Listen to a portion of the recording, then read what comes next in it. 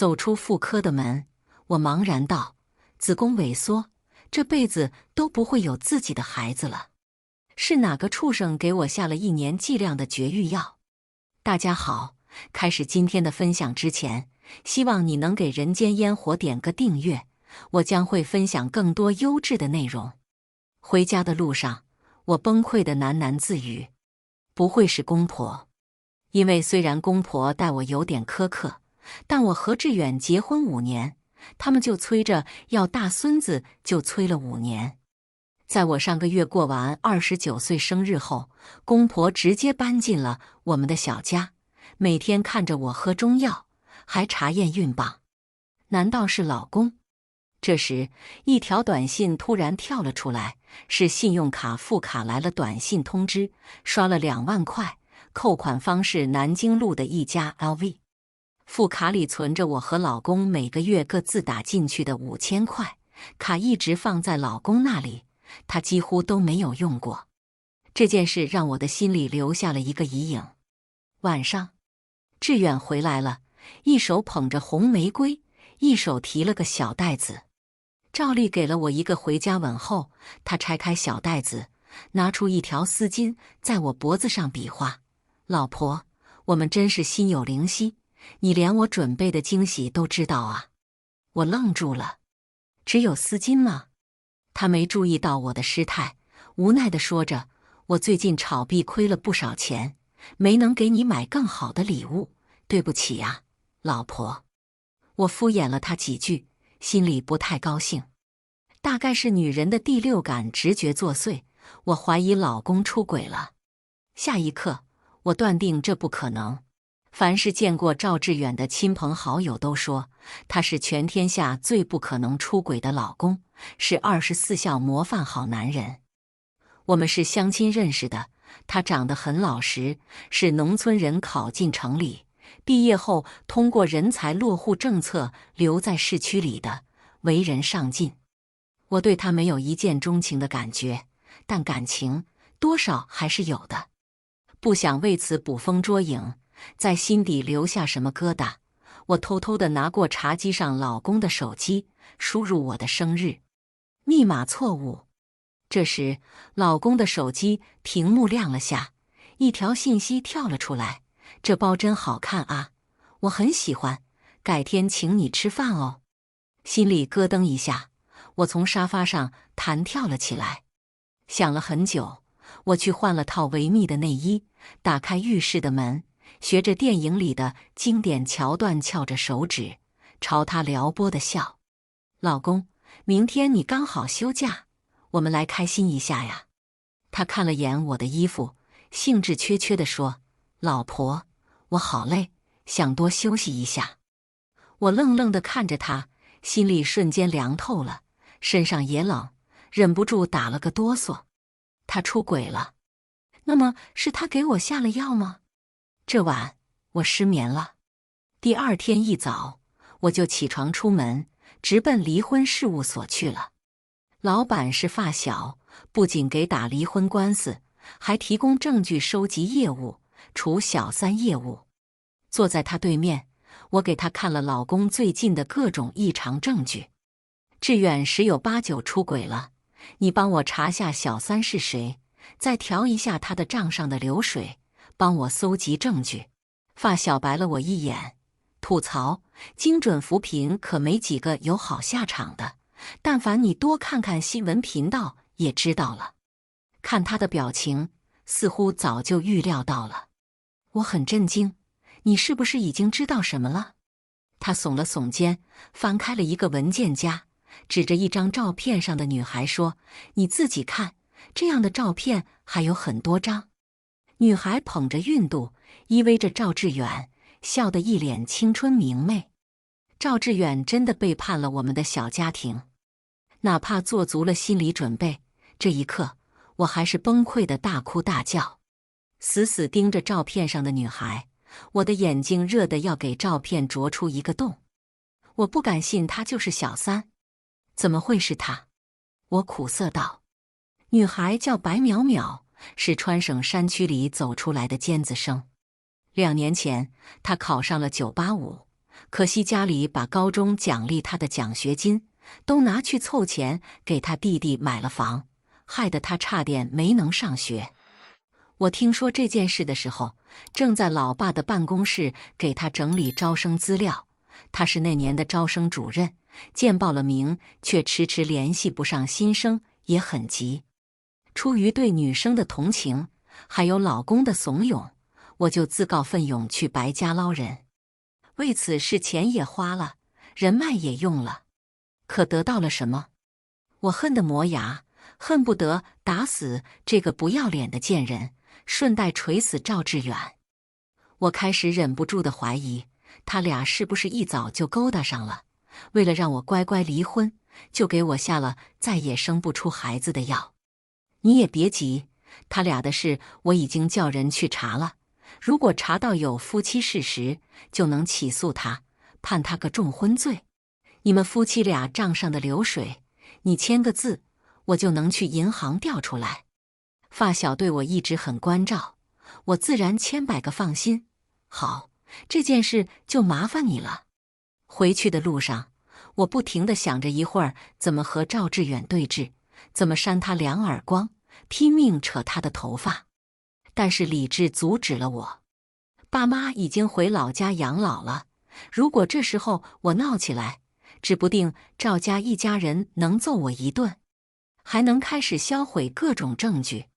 这年头，媳妇被出轨的老公一家打死的新闻不少，但就此放过他们，我又不甘心。晚上，我回到家里，准备报复他们。第一件事就是在客厅、主卧、卫生间安装微型摄像头。第二件事，我打开微信，拨了个电话给白淼淼。电话那头很快传来娇美的声音：“于姐姐，怎么想起来给我打电话了？刚好我也很想你了。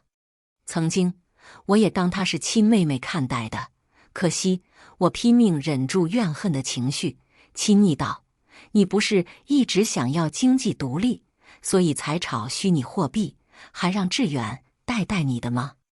他哪懂那么多呀？我才是经济学硕士啊，不如我教你啊。”白淼淼立马答应了，还说要来吃晚饭。赵志高一听说白淼淼要来，还让婆婆多炒了2个硬菜，自己则是去了小区门口。他还说大晚上的，妹妹走夜路不安全不是？我翻了个白眼，心想以前我上班那会儿总是加班到夜里，咋就没见你接过几回呢？但我已经不在乎她的所作所为了。常言说得好，一个女人一旦对婚姻失去希望，就会变得冷漠而理智。而我要做的第3件事，就是用自己做诱饵，引他们入局。饭桌上，婆婆最先开口：“小鱼呀，你多喝点鸡汤，对身体好，能生娃呢。你们年纪不小了，可不能再耽误下去了呀。”我在心里冷笑一声，眼睛忍不住地往白淼淼肚子上瞥。她大概以为我想让她帮忙解围，于是娇声道：“阿姨，你不知道，现在丁克的人可多了，你闭嘴。”婆婆恶狠狠地打断她的话，然后转头审视了我一番：“你可不能学00后啊，他们太自私了，连孩子都不要。你要是学他们，可是会被你大姑、二姑、三姑、四舅瞧不起的，到时候连累我们老赵家抬不起头来做人。”等的就是他这句话。我笑着放下筷子，摸着小腹说：“我昨天去妇产科检查过，已经怀孕了7周。我之前没注意，还以为是月经紊乱呢。”婆婆猛地扔下筷子，高兴地连连问我：“真的吗？是男是女？”我笑着从大衣口袋里拿出打印的假单子：“妈，这事还能有假吗？我瞒着你们，就是要等妹妹来，一家人都齐了，再说惊喜呢。但是还不知道是男是女呢。”白淼淼的脸色有一瞬间的发白，看我的眼神忍不住浮现出了几分怨毒。只有赵志远还呆坐在那里一动不动的，似乎是浑身都僵住了。我心里恨极了，果然是他们这对畜生。想到医生说的断子绝孙的药，我有一瞬间的窒息，但很快就清醒了，抓住赵志远的手摇了摇：“你高兴疯了？怎么都不说话了？”他一脸要笑不笑的样子，真好。我要当爸了，多谢你，老婆，我爱你。爱，恐怕连一分真心都没有吧。饭后，公婆心满意足地回房休息了，客厅里就剩下我和白淼淼还有赵志高三人。白淼淼看着我的肚子，一副好奇宝宝的样子，还挺可爱，真叫人想吐。我忍着恶心，和他分析比特币、女仆币等等当前热门的虚拟货币走势，教他怎么结合政策和经济学原理去分析。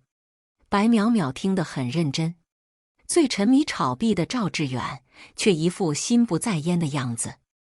我白了他一眼，从陈列柜里拿了一只带飞包，递给眼巴巴的白淼淼：“这是你想要很久的包包，我也背腻了，送你吧。”他面上先是一喜，而后眼里闪过一丝嫉妒的情绪，拿过包包后，爱惜道：“还是姐姐你最好最大方了。”看得出来，他爱不释手，一定会去哪都带着这只包。不过，这才是我的目的。我在包包夹层里放了窃听器，很小，一般人都不会察觉到。此时临近凌晨，我送白淼淼出门。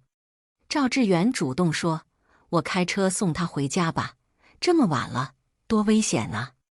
我捏紧手心，如往常一般笑着答应。而后，我站在窗帘后，看两人背影消失在单元楼门口。我立马回到主卧，翻开手机软件，里头传来了清晰的谈话声：“老公，那老女人不会是真怀上了吧？”白淼淼的声音娇滴滴的，透着几分咬牙切齿的意思。应该不会，那要是我好不容易找来的土方子，我还专门找人做成药丸，换掉了他每天都吃的维生素。赵志远的声音阴沉沉的。白淼淼安抚了他几句，提议：“反正他也吃了那么多假药了，要不我们再给他吃点打胎药吧？”赵志远迟疑了，呼吸声变得急促起来。白淼淼委屈的声音里带着鼻音，大概已经哭了出来。紧接着还有一阵窸窸窣窣脱衣服的声音：“求求你了，好哥哥，好老公，呜呜呜，轻点。”车子晃动的声音夹杂着水声，还有一道道让人面红耳赤的声音。久久才平静。白淼淼喘着粗气，娇滴滴道：“我伺候的你不满意吗？”“怎么会？你都有志高这个儿子了，还有我肚子里这个女儿，还要那老女人生什么？难道你不要我们了？如果要，你就给那老女人下打胎药好不好？我要她一尸两命。”赵志远急忙道：“都听你的，明天我就去买药。”手机里没再传来声音。他们竟然有2个孩子了，还忍不住刚走出小区就做这种事。我又震惊又恶心，索性关了软件。半个多小时后，赵志远回来了。我平静地看着他：“老公，淼淼安全到家了。你对她可真好，我也要对她更好，带着她炒币挣钱。你以前不是不喜欢玩这些？”他狐疑地看了看我。我上前帮他脱了外套，笑道：“现在不同了，我怀孕了，等孩子生下来，吃穿学习都要花大钱啊。”他没有再怀疑，还给我打了2万，这是我们公共账户里出的钱，你先拿着用。我炒股很厉害，但是很害怕有赌徒心理，2年前就不玩了。现在由我来带着炒币，赵志远很放心。我看着到账的钱，笑着点了点头：“我会带着你们挣大钱。”才怪！我要他们统统倾家荡产。很快，我发现他们感情里的天大漏洞。第二天一早，我就被蓝牙里啊呀呀的声音吵醒了。白淼淼在那头的声音，比和赵志远滚在一起的声音还要娇媚，一声高过一声。那头男人的声音也很年轻。很好，赵志远被绿了，这可真是因果报应，天地好轮回呀！绿人者，人恒绿之。白淼淼柔声道：“臭弟弟，我们俩的孩子都要上学了，你还要我陪在那个老男人身边吗？”男人陪笑：“宝贝淼淼，我还没从体校毕业呢，兜里没钱，只能先委屈你和孩子了。让那个老东西养孩子，养到上了小学，我就接你们回家。”我无语了。感情这女人揣着赵志远给她的钱，养着小鲜肉呢。白淼淼不依不饶道：“可我们2胎都要生了，还要叫别人爸爸吗？你还有1年就毕业，该找工作了。”男人说：“找工作能挣几个钱啊？好淼淼，你给我投30万，我拿去创业，争取1年挣个200万，过个2、3年就能买个学区房。”可是淼淼表达了对当下创业的不安，毕竟实体死了大片，金融也不是很景气，风险实在太大。男人又哄道：“等赚到钱，我给你买辆宝马 Mini， 再给你公司1半的股份做彩礼。1半股份？公司还不知道在哪呢。再说了，体校毕业就创业，无论是经验还是管理能力，恐怕都没有戏。”看来这男人是个画饼大师。我看那饼又大又圆。下午，我去了发小的办公室。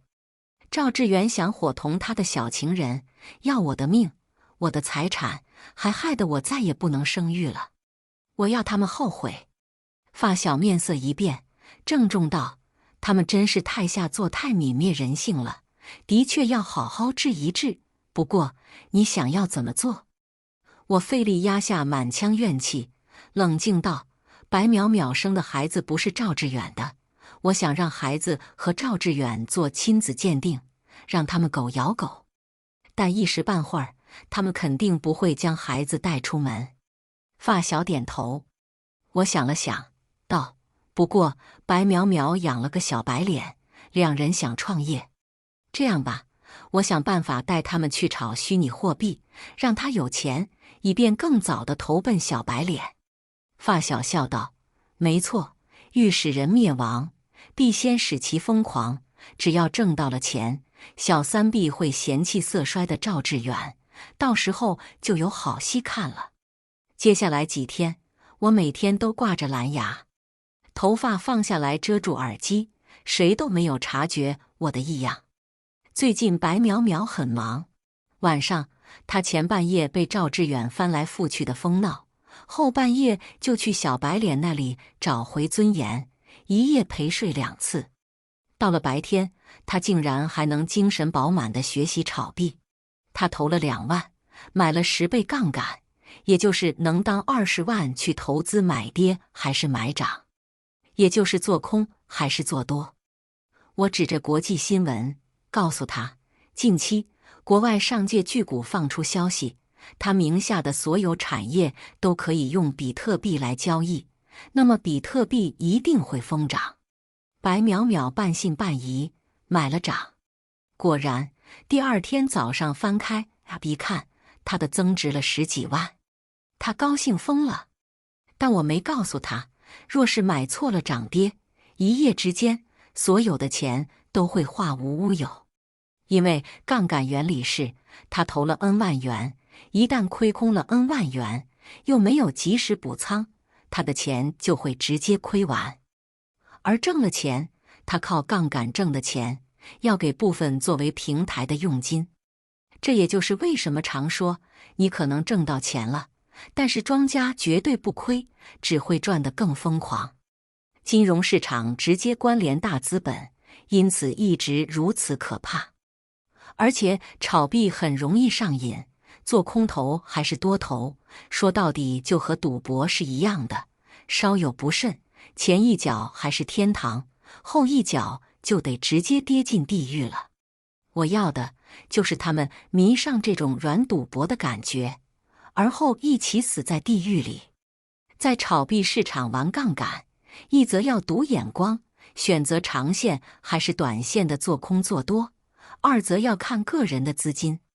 借助炒币啊，我们可以选择100多种虚拟货币，而赵志远和白淼淼越来越迷信比特币。鸡蛋放在一个篮子里，在金融市场只会鸡飞蛋打。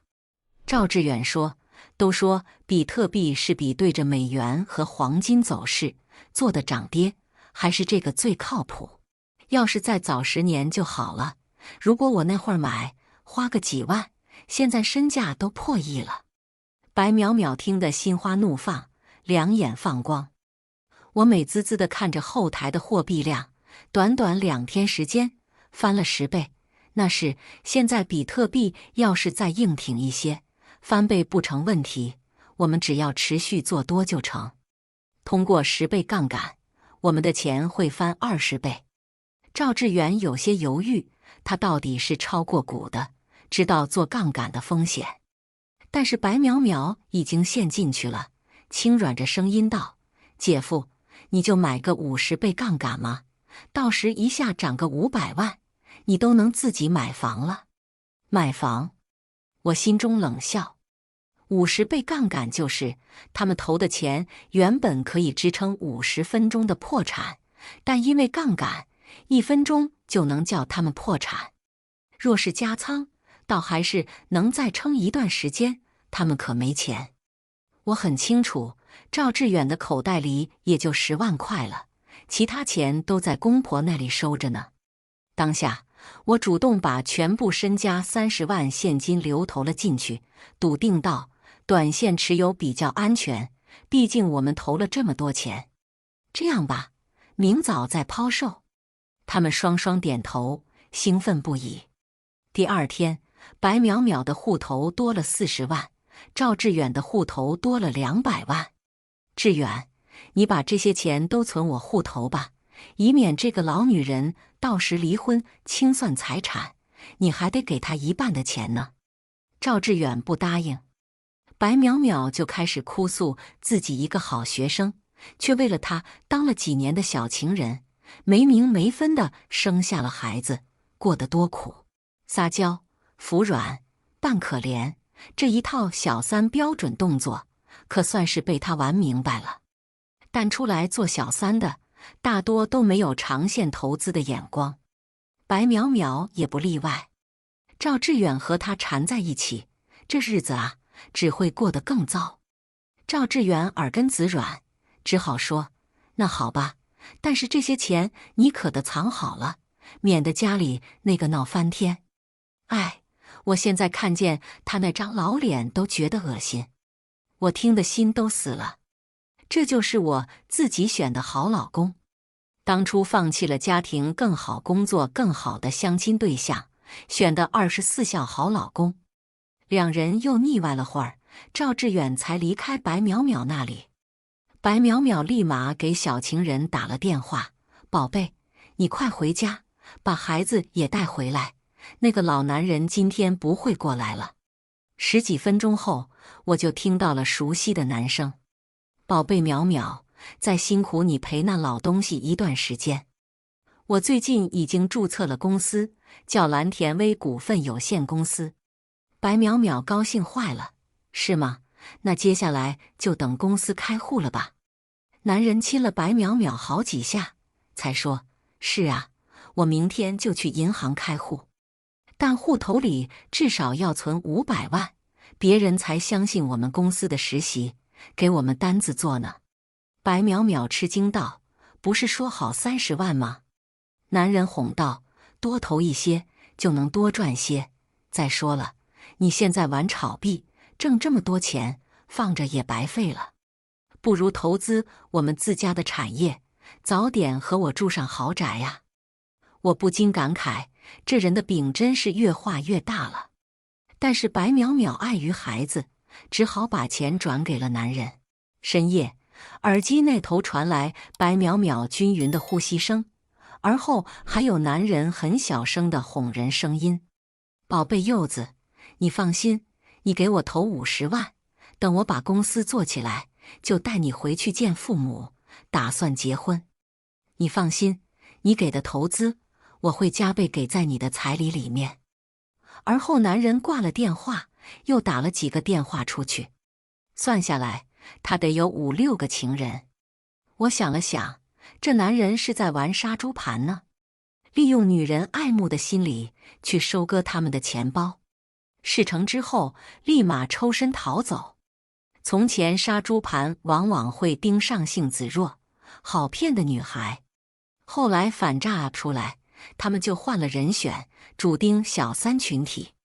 白淼淼这次恐怕要栽进杀猪盘坑里了。钱是好东西，能壮人胆。过了几天，赵志远和白淼淼已经开始慢慢学会分析货币的涨跌趋势，慢慢也就疏远了我这个领路人。赵志远甚至大胆到开始有意无意地在我面前夸白淼淼，两人在我眼皮子底下小动作不断。我早就不在意了，我在等一个时机，一个虚拟货币暴雷的时机。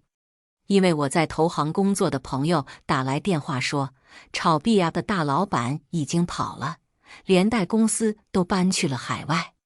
很明显，政策要收紧这一块了。资金的良性循环不能一直放在金融里，得放到实体里，才能鼓励创新，让普通人的口袋里有钱。但这消息，投资小白的白淼淼没有门路知道，赵志远则是已经赌上瘾了。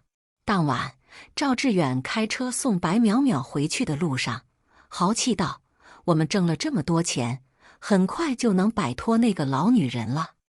从前他们都说我是凤凰男，现在我终于能硬气一回了。”白淼淼附和道：“你也别生气了，最近婆婆也知道我生了男孩，认可了我，给了包了2万的红包呢。很快我们就能光明正大的在一起了。2万，可真是大方。当初我结婚，赵家都没出过彩礼，我心里极度不平衡。婆婆知道了这件事，还瞒着我，亏我心疼她熬成婆，拿她当亲妈一样看待。好啊，赵家真是没有一个好东西，人人骨子里都这么自私恶毒。淼淼，明天我就瞒着那老女人说出差，然后你带儿子出来，我们去逛迪士尼吧。儿子生日，我不好每年都不在。白淼淼犹豫了片刻，答应了。我听得想笑，孩子认不认赵志远这个爸，还是两说呢。他怕是要一厢情愿了。下午，我给发小发了一条短信，明天下午2点。在迪士尼门口等到我老公和白淼淼，他们带了个孩子，麻烦你趁机拿到孩子的头发，去和我老公的做个 DNA 比对。发小发了个 OK 的手势。现在亲子鉴定技术很成熟，发小找到专业机构，傍晚就给我送来了报告结果。果然，孩子不是赵志远的。他喜当爹这几年，等哪天发现自己被戴了绿帽，恐怕滋味不好受啊！在此之前，我要趁着离婚冷静期正式实施之前，摆脱这一家子的人渣，免得他们狗急跳墙。凌晨1点，赵志远回来了。我坐在客厅，将今日准备好的资料全部摊开在桌子上，冷冷盯着他：“你出轨了，我们有过婚前协议。你得净身出户，否则我就用重婚罪来告你，一告一个准。”赵志远3两步走过来，拿起照片看了半天，脸色铁青：“你算计我？”我冷嗤：“乱搞这种龌龊事，难道是我按着你的头逼你干的？”赵志远两眼通红，举着手，作势要打我。我将脸挨了过去，冷嘲：“打呀！你敢打，我就用所有积蓄请最好的律师，告得你牢底坐穿。”他突然就冷静了。好，离婚可以，房子归我。你做梦！房子是我的婚前财产，我爸妈出的全部的钱，和你一毛钱关系也没有。有本事你就去打官司，但结果不会发生任何改变。”赵志远咬咬牙，还想说什么。婆婆听到动静走出来，她狠狠瞪了我一眼，而后拉着她的宝贝儿子说：“咱以前人穷志短，可现在不一样了，别再受气做倒插门了，你还有另外一个家呢，离就离了吧。”赵志远垂头丧气，在离婚协议书上签了字。第二天一早，我们就去民政局领了离婚证。我狠狠地松了一口气，但白淼淼还不知道这件事，我正好可以打她个措手不及。白天，小白脸在她屋里睡呢。我发了个短信给赵志远：“你去白家看看，会有惊喜。